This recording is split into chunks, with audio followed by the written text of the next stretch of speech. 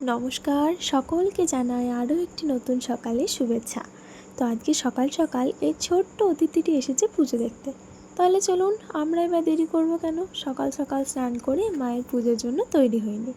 আর এই যে দেখুন, এই সুন্দর রাফারটি আর এই পার্পল কালারের কুর্তিটি আজকে আমি পরবো। তো সকালে সাজ বলতে কপাল হয়ে একটি ছোট্ট টিপ আর চুলটাকে একটু সুন্দর করে পরিপাটি করে বাঁধা। এই তো ব্যাস তৈরি। তো চলুন মন্দির গিয়ে দেখে আসি পুজোর তোড়জোড় কতদূর চলছে। এদিকে পুজোর জোগাড় প্রায় টুকটাক করে আনা হয়েছে, সন্ধ্যের পুজোর জোগাড় এগুলো। আর এদিকে সকালের পুজোর জোগাড় এখনও আনা হয়নি, আর ঠাকুরমশাই এসে এখনও পৌঁছাননি। তো চলুন আপনাদেরকে সেই মোমবাতিটি দেখাই, কালকে সন্ধ্যেবেলা যেটা ধরিয়েছিলাম। এখনও এমন সুন্দরভাবে জ্বলছে। চলুন আপনাদেরকে আরেকটি মজা দেখাই এর সঙ্গে সঙ্গে। আপনাদেরকে রান্নার দিকটিতে একবার নিয়ে যাই। এই যে এখানে চলছে সন্ধ্যের রান্না বান্নার তোড়জোড়, জোর কদমে শুরু হয়ে গেছে। আর এই যে এইদিকে ঠাকুরমশাই মনে হয় চলে এসেছেন, তাই আবার ঘট বিসর্জন করতে যাওয়ার যোগাযন্ত্র শুরু হয়েছে। চলুন উপরে গিয়ে দেখি। এই যে ঠাকুরমশাই এসে পুজোতেও বসে পড়েছে। এদিকে পুজো শুরু হয়ে গেছে। পুজো হলে আমরা সবাই মিলে যাব ঘট বিসর্জন করতে। কালকে রাতে তো আপনাদেরকে নিয়ে যেতে পারিনি, তো চলুন আজকে দিনের বেলা আপনাদেরকে যে পুকুরটি থেকে ঘট বিসর্জন করে সেখানে নিয়ে যাব।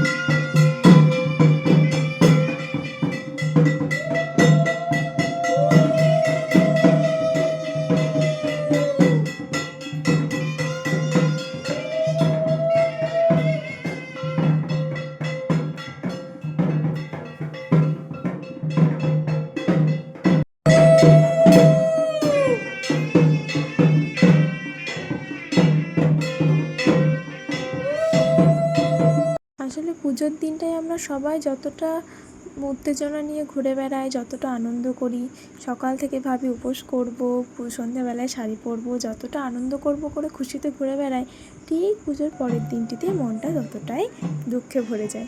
আসলে মাকে যেতে দিতে মন চায় না, তবুও তো যেতে দিতে হবে।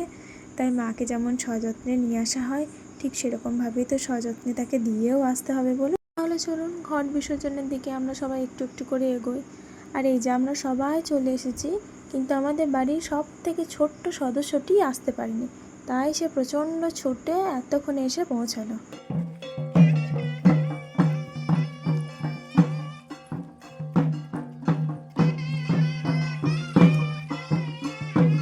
সকালের পুজোটা তো হয়ে গেল, আর ঘট বিসর্জন করে গিয়ে সেরকম কাজকর্ম কিছু থাকে না। প্রত্যেকে প্রসাদ খেয়ে একটু রেস্ট করে তারপর আবার সন্ধ্যের জন্য তৈরি হয়। বাড়ি গিয়ে আমরা প্রসাদ খেয়ে দুপুরের খাবারই খাই। আজকে আমরা ভাতই খাই, যেহেতু আজকে আমাদের কোনো উপোস থাকে না। পুজোর দিনটি আমরা উপোস করি, তাই সেই দিন কিছু খাই না। তো চলুন, আজকে দুপুরে ছিল ভাত, ডাল, বাঁধাকপি তরকারি আর আলু পোস্ত। সেটি আবার আমার ভারী পছন্দের খাবার। তো চলুন, এদিকে সন্ধেও হয়ে গেছে, মাকে মন্দির থেকে বের করা হয়ে গেছে। মনটা ভারী খারাপ করছে বলুন।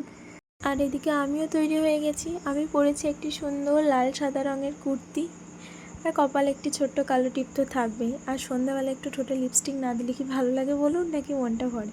সিঁদুরের টিপটি নিয়ে মুখটি যেন একদম, মুখের সৌন্দর্য যেন আরও অনেকখানি বেড়ে যায়। তো এবার আস্তে আস্তে কিছু নিয়ম মেনে তারপর মাকে নিয়ে যাওয়ার পালা। তো যেখান থেকে আমরা ঘট বিসর্জন করে এসেছিলাম, ওখানেই গিয়ে মায়ের মূর্তিটিও বিসর্জন করা হয়। তো চলুন।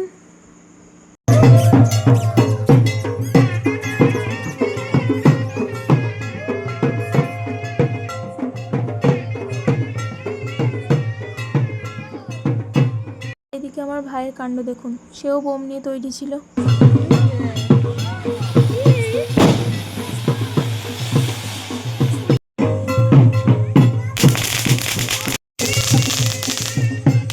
এই যে এইদিকে রাস্তায় নামিয়ে বোম ফাটানো তার পছন্দ হচ্ছিল না, তাই হাতে করে ওস্তাদে মেরে বোম ফাটাচ্ছে। যদি হাতে ফেটে যায় কি কাণ্ড হবে বলুন তো। আর এদিকে চাঁদটিকে দেখেছেন, সে যেন বলছে হ্যাঁ আজকে আমি সত্যিই পূর্ণিমার চাঁদ।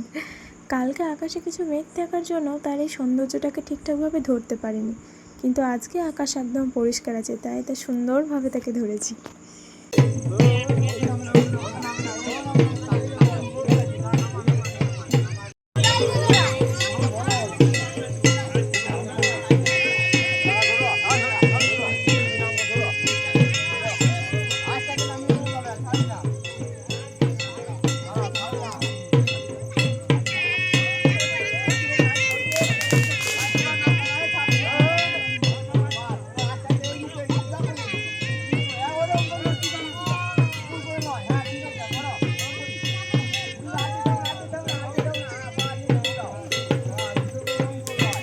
আসলে আজকের দিনে মনটা যেমন খারাপ হয়ে যায়, ঠিক সেরকমই আবার ভাবি যে মাকে তো যেতে দিতেই হবে, নাহলে আবার আমাদের অপেক্ষা, আবার দিন গোনা শুরু।